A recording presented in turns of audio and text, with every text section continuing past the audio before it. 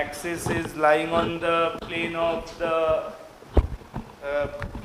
geometry, मतलब rectangular body जो है उसका जो plane है axis is lying on that plane, ठीक है ना, axis is lying on that plane and it is passing through the center such that position of axis is bisecting the length A. Axis का जो position है वो bisect कर रहा है किसको, लेंथ ए को। समझ में आया कि नहीं आया?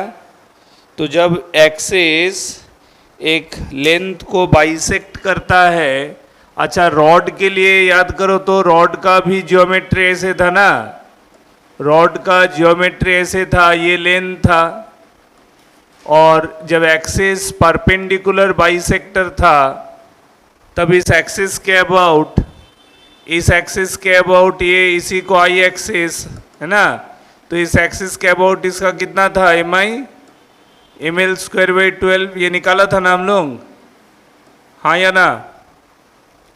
तो रेक्टेंगुलर प्लेट का भी वही होगा।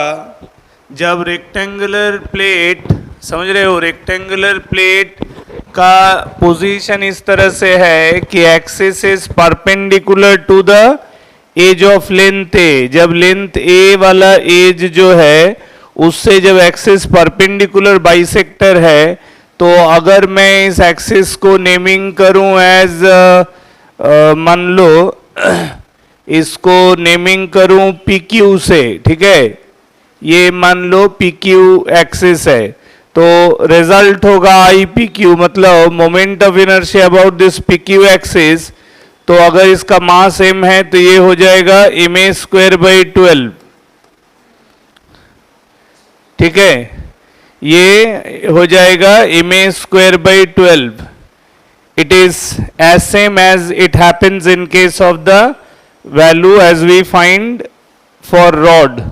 रॉड के लिए एम आई जैसे निकलता है, ठीक है, रॉड का एम आई कैसे मिलता है हमको, एम एल स्क्वायर बाई 12 है ना, तो उसी तरह उसका हो जाता है एम ए स्क्वायर बाई 12, उसका हो जाता है एम ए स्क्वायर बाई 12। अब डेरिवेशन अगर तुमको जानना है कि कैसे होता है तो उसका मैकेनिज्म ये रहा। डेरिवेशन के लिए जैसे यहाँ हम लोग एलिमेंट पोर्शन लेते हैं ना dx लेंथ का, याद है कि नहीं है, dx length at a distance x, और तब ये जो आई एक्सिस का ये जो रिजल्ट आता है, ये आई एक्सिस का रिजल्ट कैसे आता है, this is doing twice the integration of D I. ये जो डी आई करते हैं वो कैसे होता है, that is M by L into, याद है कि नहीं, dx that is mass into x square, इसी का इंटीग्रेशन था ना, 0 टू एल बाई 2, याद करो, कॉपी नहीं है तो कॉपी चेक करो, यही था ना। तो यहां भी वही होगा, एलिमेंट, चूंकि इसमें अब क्या है, being this is a rectangular plate, अब ये क्या है, एक रेक्टेंगुलर प्लेट, तो रेक्टेंगुलर प्लेट में मास अगर m है तो मास डिस्ट्रीब्यूशन का कॉन्सेप्ट क्या है, sigma, that is m divided by its surface area A B. Sigma क्या है, सरफेस मास डेंसिटी, सिग्मा को क्या कहते हैं, इसको कहते हैं surface mass density, surface mass density, समझ में आ गया कि नहीं, सरफेस मास डेंसिटी, ठीक है, यानी मास पर यूनिट सरफेस एरिया, ये हो गया मास पर यूनिट सरफेस एरिया। तो सरफेस एरिया होगा ना ए बाई बी, तो इसीलिए to get the M I about this P Q axis, P Q एक सी जी पोजिशन है ना, सेंटर ऑफ मास पोजिशन से पास कर रहा है, तो इसीलिए यहां इंस्टेड ऑफ एलिमेंट बॉडी, यहां जो एलिमेंट होगा वो एक स्ट्रिप है, वो क्या है, एक ज्योमेट्रिकली एक स्ट्रिप, रेक्टेंगुलर स्ट्रिप। मैंने कहा था जिस बॉडी का जो डायमेंशन होगा उसमें एलिमेंट पोर्शन भी उसी डायमेंशन वाइज होगा। ये लेंथ वाइज था इसीलिए एलिमेंट बॉडी भी सिर्फ लेंथ वाइज एग्जिस्ट कर रहा था। ये rectangular plate area wise exist करता है इसीलिए जो सबसे छोटा वाला हिस्सा होगा वो भी एक एरिया वाइज पोर्शन होगा। समझ में आया कि नहीं? तो ये dx लेंथ का, dx थिकनेस का एक स्ट्रिप एज्यूम कर सकते हो at a distance x from this axis. तो इस स्ट्रिप का जो mi होगा, स्ट्रिप का mi क्या होगा? देखो, स्ट्रिप का mi होगा about the axis pq। di pq का मतलब है mi ऑफ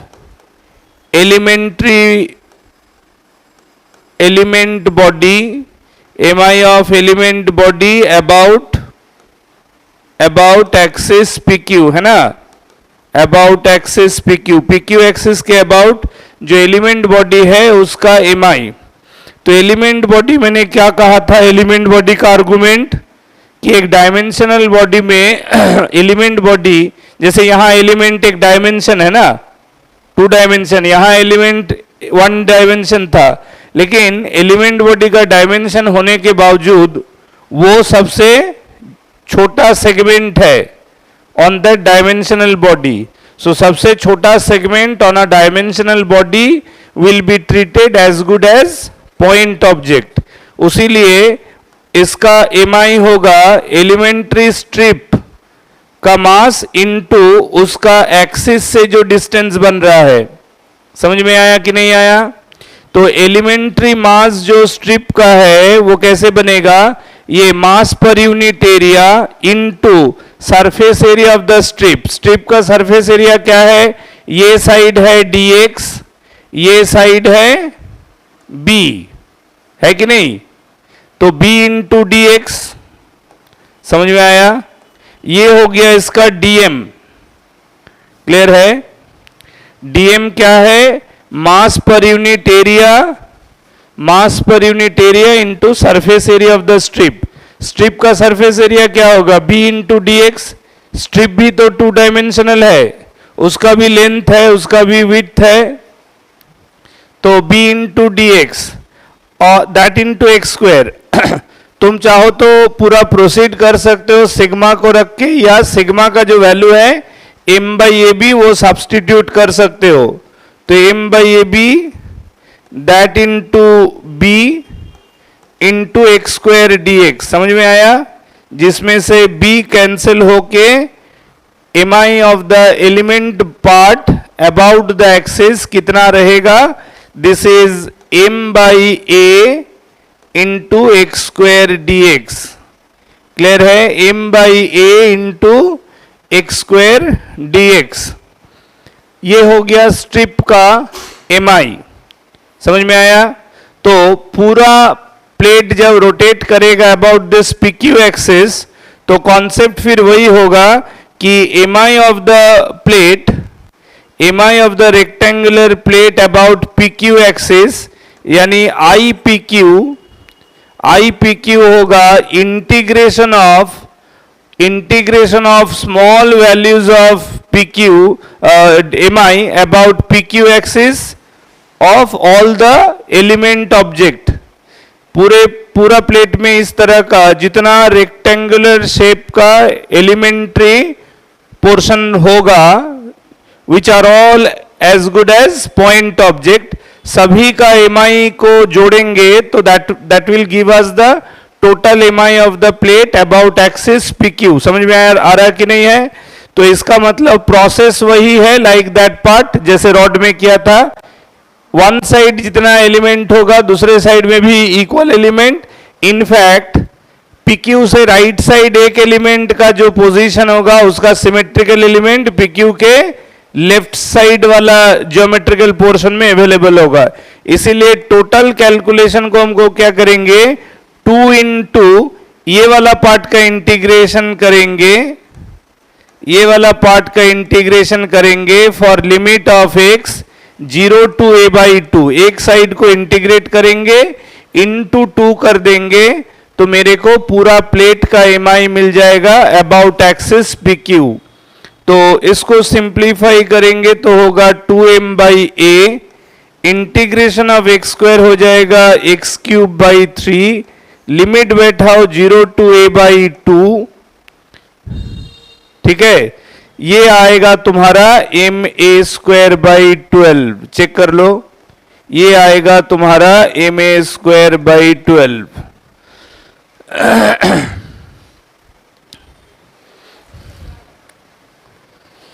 तो हो गया कि एक रेक्टेंगुलर प्लेट को अगर मैं रोटेट करूंगा about an axis passing through the center lying on the plane of the plate and it is perpendicular to the side of length A, जिस साइड से परपेंडिकुलर पोजीशन में एक्सिस को लेंगे वो वाला साइड के टर्म पे फॉर्मूला होगा, ए से परपेंडिकुलर लिए तो फॉर्मूला हो गया एम ए स्क्वायर बाई 12। समझ में आया? इसी तरह अगर position of axis through centre on the plane perpendicular to the edge of length B, B वाला जो साइड है उससे परपेंडिकुलर लेंगे, तो जैसे मान लो ये जो ज्योमेट्री था, यहां अगर मैं मान लो एक्सिस को ये ले लिया, ठीक है, अनदर एक्सिस, ठीक है, ये मान लो हो गया एस आर, ठीक है, एक्सिस हो गया अब S R passing through centre again, this time the line SR as an axis perpendicular to the edge of length B. So एकदम सिमिलर, अब इसके अबाउट है तो इधर स्ट्रिप लेंगे और एकदम सिमिलरली प्रोसीड करेंगे तो हमारा कैलकुलेशन आ जाएगा सिमिलरली I अबाउट SR, इसका वैल्यू आ जाना चाहिए एम बी स्क्वायर बाई 12। समझ में आया कि नहीं आया? ठीक है, तो जब हम एज ए का परपेंडिकुलर बाइसेक्टर एक्सिस लेंगे तब होगा एम ए स्क्वायर बाई 12। जब हम एक्सिस एंड बी का एज बी से परपेंडिकुलर बाइसेक्टर लेंगे तब होगा M B square by 12। Clear है?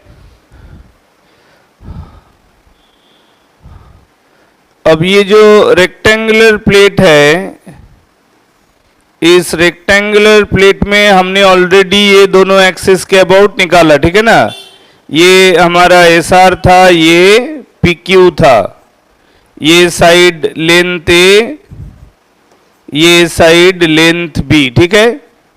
अब मान लो मेरे को अगर पूछा जाए ये ए बी ऐसे था ना, ये सी डी था, ठीक है, तो अब अगर मैं एक्सिस ए बी का लूं, पूरा प्लेट को एज से पार करने वाले एक्सिस के अबाउट घुमाओ, ठीक है, तो आई ए बी क्या होगा बोलो? आई ए बी क्या होगा? What will be the M i value about A b taken as axis of rotation? What will be the M I about the axis A B?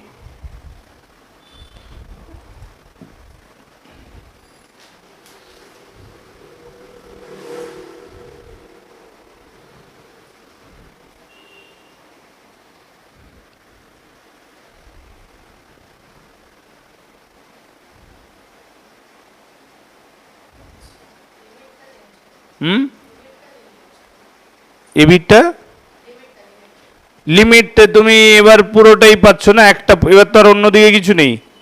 এবার যদি if you do the derivation of this like the previous one, so your element suppose if you select an element, मान लो यहाँ तुम एक element ले रहे हो, right, let this is B the element that you have chosen, तो इसका जो एलिमेंट विड्थ मान लो dx है, ठीक है, ये लेंथ b है।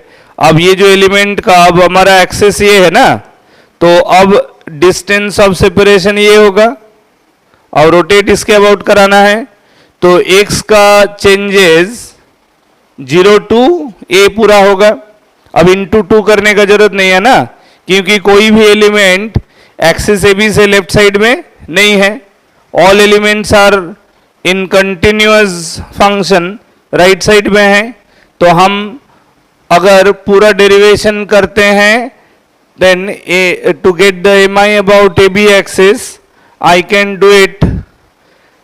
Do the integration of M I of this element about this axis, जहां इसका mass into square of x square आएगा ना, उसको इंटीग्रेट करेंगे तो लिमिट ऑफ एक्स होगा 0 to a। है parallel axis theorem last class में मैंने सिखाया था ना, याद है? पैरेलल एक्सिस थ्योरम के लिए मैंने कौन सा इंपॉर्टेंट क्लू बताया था कि पैरेलल एक्सिस थ्योरम यूज करने के लिए जो भी रिक्वायर्ड एक्सिस है वो सीजी वाले एक्सिस के साथ पैरेलल होना चाहिए। हाँ, तो दो लाइन पैरेलल मतलब दोनों एक ही प्लेन पर है, तो obviously P Q and A B both of them are lying on the plane of the body, और ए बी पी क्यू से पैरेलल है और पी क्यू एक सीजी एक्सिस है, कारण ये सेंटर ओ से पास करता है। तो यूजिंग हम लिख सकते हैं, using parallel axis theorem, using parallel axis theorem, parallel axis theorem से हम लिख सकते हैं ना I a b is equal to I p q, यहां आई पी क्यू ही मेरे लिए आई सी जी है, plus mass of the plate into square of the separation between them. ठीक है, सीजी में जो पी क्यू एक्सिस है और जो रिक्वायर्ड ए बी एक्सिस है, दोनों के बीच का सेपरेशन वहां मल्टीप्लाई होता है ना, फॉर्मूला याद है कि नहीं? फॉर्मूला देखो, मैंने लिखाया था I c g plus M into r square, जो आर क्या था? Distance of separation between parallel axis. तो इसको सिंप्लीफाई करेंगे हम, आई पी क्यू निकाला था M A square by 12 plus ये होगा M A square by 4, simplify करेंगे तो I must get M A square by 3। Clear है? तो यानी कि एम ए स्क्वायर बाई 3 का रिजल्ट मेरे को मिल जाएगा as M I about A B axis. Clear है? उसी तरह अगर मान लो, उसी तरह अगर मेरे को मान लो ए डी एक्सिस के अबाउट रोटेट करने के लिए कहा जाए कि rotate this rectangular plate about the axis A D. A D एक एज है, ए बी सी डी में ए डी एक एज है जो कि पैरेलल मतलब on the side A perpendicular to B है, तो इसका पैरेलल पोजीशन कौन है? S R. S R is again passing through centre, so S R can be treated to be C G axis. So again हम लिख सकते हैं आई A D, again लिख सकते हैं ना आई ए डी बराबर I S R plus M into B by 2 whole square, क्योंकि अब ए डी और एस आर के बीच का गैप कितना है? B by 2। Parallel axis theorem फिर से आया, तो आई एस आर था M B square by 12, so M B square by 12 plus M B square by 4, दोनों को सॉल्व कर देंगे तो कितना आ जाएगा मेरा? M B square by 3। समझ में आया कि नहीं? बढ़िया। तो ये होता है use of parallel axis theorem, जो कि हम रॉड में भी अप्लाई किया था, रेक्टेंगुलर प्लेट में भी अप्लाई किया, दोनों में ही थ्योरी सेम है। डायमेंशन ऑफ द बॉडी कुछ भी हो, 1D हो 2D हो, पैरेलल एक्सिस थ्योरम यूज किया जा सकता है। ठीक है, खाली कंडीशन क्या होना चाहिए? वन ऑफ द जो दो लाइन को पैरेलल ले रहे हो उनमें से एक लाइन थ्रू सीजी जाना चाहिए। ठीक है, मतलब तुम ए बी और सी डी को पैरेलल एक्सिस में नहीं ले सकते हो। ठीक है, तुम I about non CG axis equal to I about CG axis. समझ में? कॉन्सेप्ट को इस तरह से याद रखना है ना, I about non CG axis equal to I about CG axis plus mass into square of the separation.